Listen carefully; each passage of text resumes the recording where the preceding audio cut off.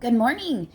This video is going to be a summary of cellular respiration. So make sure you have your pens ready and let's go ahead and hit it. When I'm all done, I'll zoom out one more time for you. Okay, so this video is intended to be a review for a student that maybe has already heard a lecture on the various parts of cellular respiration, and it would be particularly useful if you were preparing for something like the TEAS test, which is a test students have to take to get into a nursing program. I'll go over the basics.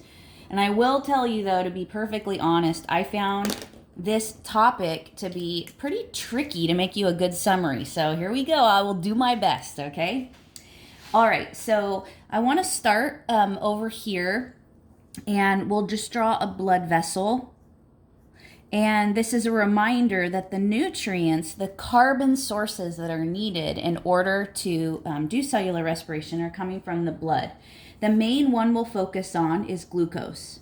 So glucose would be delivered to this cell through the blood, and I'm using red for this. And then I'm actually going to make like a little line right here. Actually, let's do that in maybe like a blue. That would be better to do this. And that indicates that now the glucose has come into the cell. So this would be the cell membrane.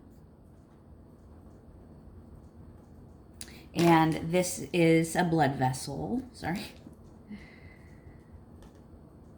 And so the glucose can come into the cell, and then it will be in the cytoplasm.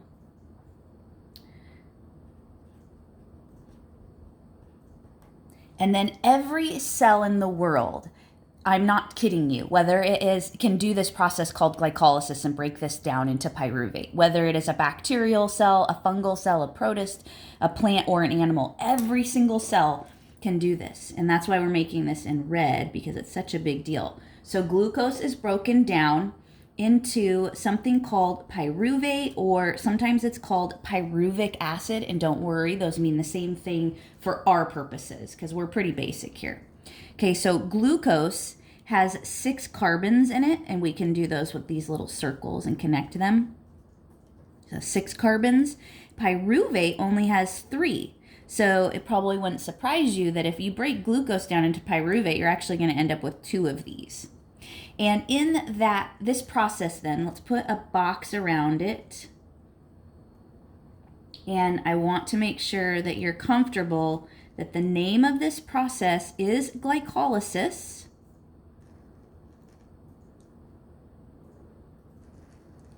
Because it is the first part of cellular respiration. Let's use a black pen to write glycolysis here. This process is called glycolysis. And notice that it occurs in the cytoplasm. And notice that it does not require oxygen. So it occurs in the cytoplasm and no oxygen required. So this is anaerobic.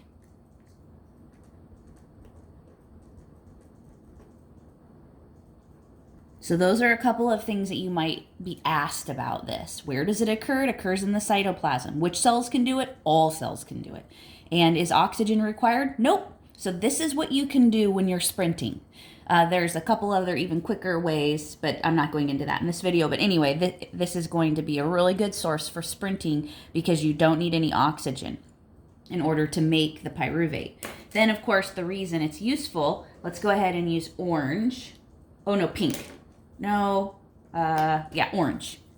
So we do get, our cells do make a couple of ATP from this process. And ATP is the cellular energy currency that our cells use. They use ATP to make the pumps work, like to put things in and out of cells. They use the ATP to fire action potentials, to maintain the membrane potential so it's ready to fire an action potential. All of this stuff requires ATP. So just think of this as fuel for your cells. But our body has to convert carbon-based fuels into ATP. Okay, so if there is still no oxygen available, then this pyruvate will get converted into something else called lactic acid. And this also is known as lactate. And again, for our purposes, that's general enough. Now, this is a waste product that our bodies need to get rid of. And so we're going to put that over here on our picture. We'll write lactic acid. This is a waste product. And because of its acidic nature, and so it has to go into the bloodstream. If you'd like, you could maybe highlight this blood vessel in pink. And so if you are doing a lot of anaerobic exercise, you will feel the burn because this will lower the pH of your blood and cause a stinging sensation on nerve endings. And this is why as you work out, well, and I should say, as you get in better shape, you can tolerate higher levels of this lactic acid, and our bodies do have ways of interconverting it too, which are also beyond the scope of our video here. But so this would be this process of pyruvate to lactic acid, if there's not any oxygen around, is called fermentation. Now, fermentation is a fun thing to talk about in bacteria too, because lactobacillus do this. They make lactic acid, and that's why yogurt is sour. And yeast like Saccharomyces cerevisiae can ferment to form ethanol. So all alcoholic beverages are a fermentation process. So a lot of the foods we eat are fermented. A lot of the healthiest foods that we eat are fermented. But our animal cells can do it as well when there's not oxygen around, and then that lactic acid needs to be gotten into the bloodstream as a waste product. So this would be if there was no oxygen. So if, though, there is oxygen available, then the pyruvate can be shuttled into the mitochondria. So let's go ahead and label this as the mitochondria. And when it's individual, singular, we say mitochondrion. You notice that it has an inner membrane. Yeah, it has a double membrane. And then this space in between is the intermembrane space, right? Right in here. And then this inner part here, so this is the inner membrane, is called the matrix in here. The matrix. Okay, so what's going to happen next, and we'll continue to use red because this is the main pathway, is that the pyruvate will then get converted into something called acetyl-CoA.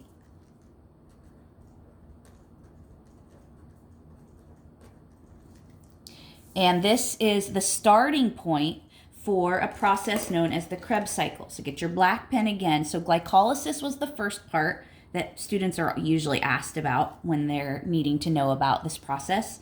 Then the next one, this is called the citric acid cycle. Once in a while in your books, you might see it called the Krebs cycle. That's the guy that figured out a lot of the steps in this process. And then it seems like it's more popular nowadays also to call it the TCA cycle, and that's one of the chemicals that's involved. So you have these intermediates that acetyl-CoA gets, its 2 carbons get added to. And this process just kind of goes around and around, but acetyl-CoA is the adding of the carbon sources, and then this cycle just keeps turning as long as oxygen is present, which won't come into play for a little while. But the oxygen basically is what makes sure this thing keeps turning, and then fuel sources come in as acetyl-CoA. So the whole purpose of this process is to gather the electrons that are on those carbons. And I use the E like this. That's for electrons. Maybe I'll write that out for you in case you haven't seen that lingo. So gather the electrons from the carbon source. And the carbon source that starts out is acetyl-CoA. So acetyl-CoA has 2 carbons. Remember, we started out with glucose that has 6. So maybe it doesn't surprise you. You kind of crank this thing around 3 times for every glucose that comes through. Or 2 times, sorry, because you lose a carbon here. Sorry, I meant 2 times. And you get a little bit of ATP from cranking this thing around. And so let's go ahead and put that right here. So we get another couple. And remember, ATP is your cellular fuel source. It's what makes everything happen. It is the reason that all of your cells can keep doing the different activities that they do. So by breaking down glucose, we got a couple of ATP from glycolysis and then a couple from the Krebs cycle. And then we also get a waste product here. So I used lactic acid. Why don't I put that in green, the waste product? So like, let's highlight lactic acid here in green, and then also right here. And now we're going to make another waste product, carbon dioxide, because as you break apart those carbons in order to gather up their electrons, now the carbons are blown off, and this is a waste product that then needs to go out through the bloodstream, and then you blow it off when you breathe. So we have waste product number 1 is lactic acid, and then another one is carbon dioxide, or CO2, and that also needs to be transported away. And this came from the citric acid cycle. So that's where we generate the carbon dioxide. And then the lactic acid is from fermentation.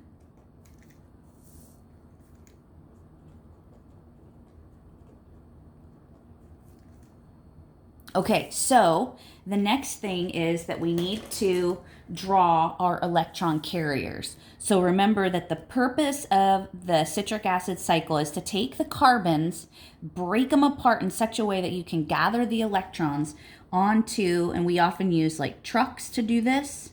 I'm going to draw you a little truck. You can do this. You can draw this. Look at. Okay, put some wheels on your truck and then put an electron that it's carrying. And this truck would be, that's like a window, is what we call NADH. And it's going to take its electron over to the electron transport system. And then we have some students will get asked this. I don't usually make a big deal of it with my students, but might get asked about the other electron carrier that's involved here, and that is FADH2. And all I think it's important for you to understand is that these are compounds that when the electrons are popped off, the carbons, these molecules, NAD plus can pick up this, and then FADH picks up the hydrogen too, and the electron, and carries it over to the electron transport chain. So we call these electron carriers. And then they drop off their electron here, and then they go back. But when they go back, now this would be NAD plus after it's dropped it off, and this would be FADH. So these are what they're called before they pick up an electron, and then they pick up the electrons, and they just keep doing this. So they take the electrons to the electron transport chain. So this process, this next one, is called the electron transport chain. And it's made up of these proteins that are embedded in the inner membrane of the mitochondria. So notice the Krebs cycle happens in the mitochondria, and so does the electron transport chain. But glycolysis, remember, happened out here. So let's go ahead and put like a red box here. And this would be the second step, assuming oxygen is available.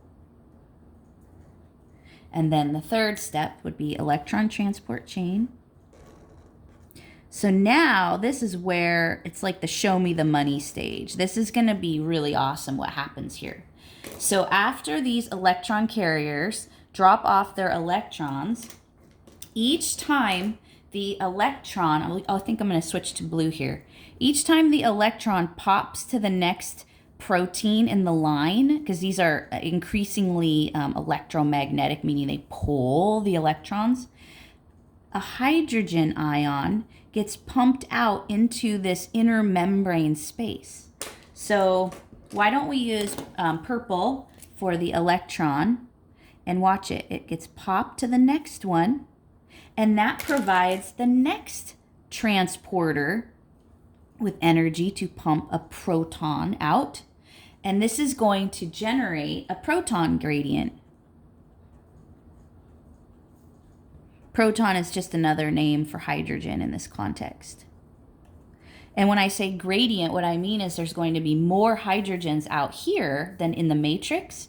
So guess what? They're going to want to come back in. And look, this is where they're going to get to come back in. I'm going to tell you about that.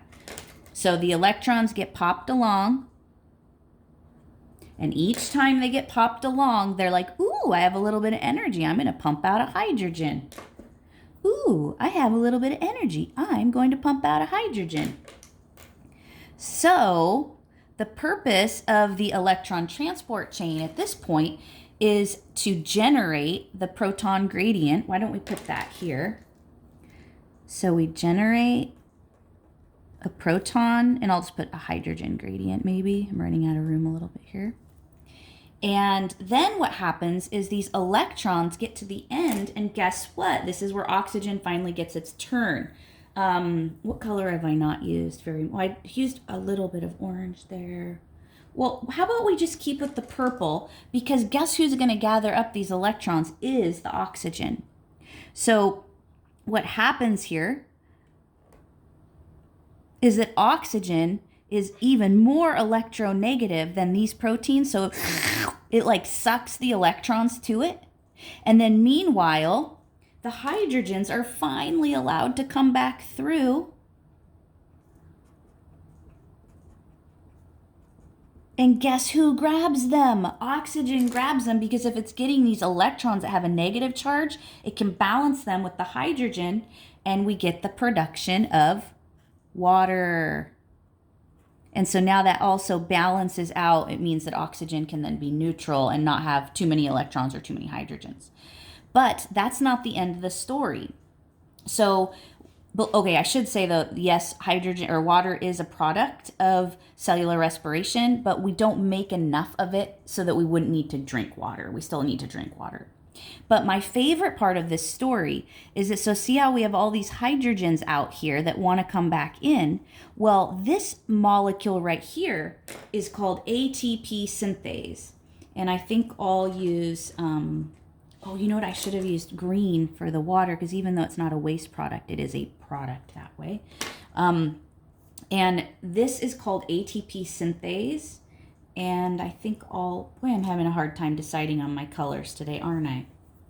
Why don't I make it, how about just red? Because this is a part of the key part here. So this is ATP synthase.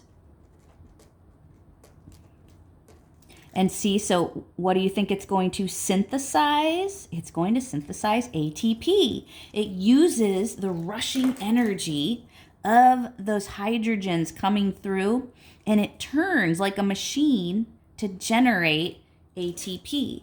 So let's go ahead and use orange. So it converts ADP. It uses that moving energy to make ATP.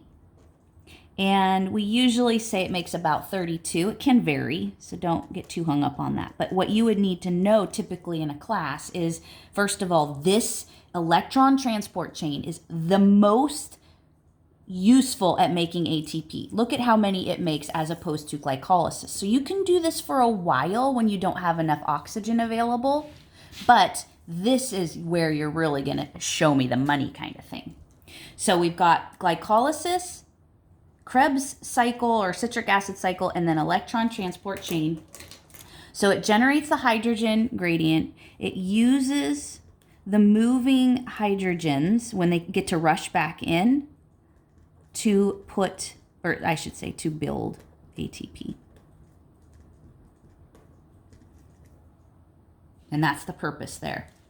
And then if we, at the bottom, just write the equation for cellular respiration, you've got glucose plus oxygen yields carbon dioxide, as you break apart those carbon fuel sources, a little bit of water, not enough so that we don't need to drink water, but a little bit, and then a whole bunch of ATP. And that's the goal. So why don't we highlight the ATP? And that's why we call the mitochondria our powerhouse, because it is where we get all of our ATP energy from for the most part. I mean, you can do in the cytoplasm this small amount here.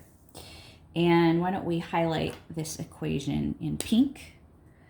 Or just put maybe like a box around it so that when you're reviewing, you can be like, okay, here's the equation. This is what's going on. And as you can see, I didn't worry too much about like numbers of things in this. I really want you to see the big picture. And I amazingly think that this went pretty smoothly. I do want to now, what I'll do is I'll back off. So if you feel like this is all you needed for your review, you've got your 3 processes, then I think you're good. However, I want to spend a couple more minutes talking about other carbon fuel sources. So fatty acids are an amazing fuel source, and I think I'll use maybe just purple to talk about that. So I want to talk about fatty acids as a fuel source. Now, glucose has 6 carbons. Guess how many fatty acids have? They have like 16 to 18 usually. That's the most common number, but they can be different sizes. Let me just make sure I have my AF lock on. Okay, it says I have the AF lock on. So these fatty acids can come again from the blood, and then they can be also converted into acetyl-CoA. But imagine how many acetyl-CoAs you can make from something that had 18 carbons. And that is why if you can become a fat burner, you can run all day. Because you can take these fatty acids, and we all have, even thin people have a fair amount of fat on their body to use, and then they can just keep cranking out the ATP all the live long day. If you are just a sugar burner, then you might hit the wall a little bit sooner on a typical activity.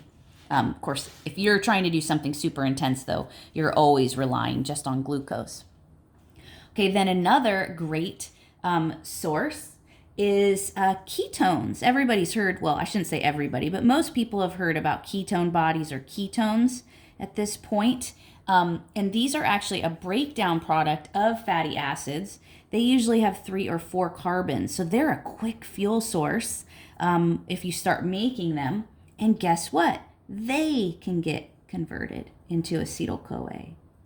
So if you hear about someone that is in ketosis, what it means is their body, their liver has gotten good at making these, and now they have this additional and alternative fuel source if there's not enough glucose available.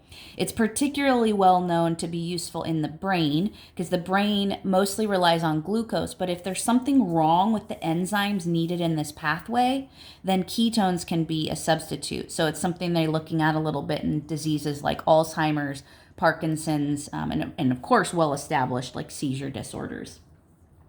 Okay, then I want to tell you one more carbon fuel, and that would be deaminated amino acids. So let's go ahead and put them right here. Now, an amino acid, just like it sounds, has an amine group. It has a nitrogen, and amino acids are used to build proteins. And mostly we use those structurally, like to build the different parts of your body. But your body can also use these as a fuel source to make ATP, can do it no problem. A few amino acids can just be converted into pyruvate, but most of the amino acids will be somehow brought into the Krebs cycle, either being converted into acetyl-CoA or even like one of the intermediates in that cycle. So amino acids are all different lengths. Some of them only have like 3 carbons. Some of them I think might have as many as 11. But you can see that what we really are looking for with the fuel is carbons. So, I should have put carbons here. You can have fatty acids, which are going to give you, basically unlimited carbon source. ketones, a quick alternative fuel, glucose, a very, very quick primary fuel, and then deaminated amino acids. I put this word deaminated because you have to remove the nitrogen so that all you have left is like the carbon backbone. And then that's what is going to end up providing the carbons that can crank that Krebs cycle around. And then remember, your goal is to gather up the electrons onto these electron carriers. The electron carriers then go take that over to the electron transport chain, and the movement of the electrons makes a hydrogen gradient.